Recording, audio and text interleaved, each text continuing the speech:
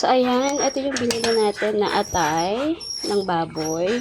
Yung nakaraan atay ng manok. Ito naman atay ng baboy. Ayan. 2 kilo yan. Yung 1 kilo na luto ko na napakain ko na sa kanila. Second batch na to. Tapos, yung iba, ayan, nag-grate ko na. Nilagay ko na sa pagkain nila. Si Yafa, konti lang muna ibibigay natin. Kasi nagsisisure siya. Sinusuka niya minsan. Kaya, ganyan lang muna, konti muna. Pakunti-konti lang muna kain ni Yafa. Tapos, ayan, lahat yan. Merong atay. Yung ginadgad na atay. Tapos, meron tayo dito para kay Mingming. Yung pusang nagpapaampon. Na hindi pwedeng ampunin. Kasi magagalit ang mga buluncho. So, ayan. Ito naman para kay Mingming.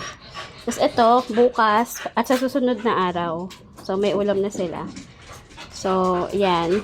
After maubos nito, may chicken pa sila sa ref. Nakain na rin nila yung leeg ng manok. So, after nito, magdadalatan na sila ulit. So, ayan. Magpapakain muna tayo.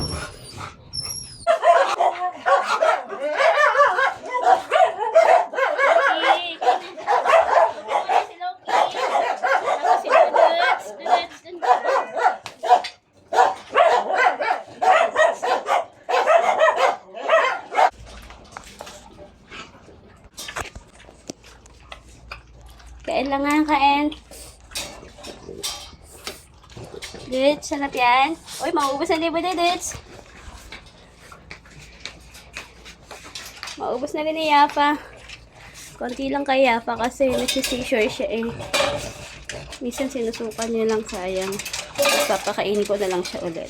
Nakaubos na si Marcel. Si Digong, konti na lang sa kasiroba. Si Bruno, makakaubos na niya si Bruno. Saka si Laila.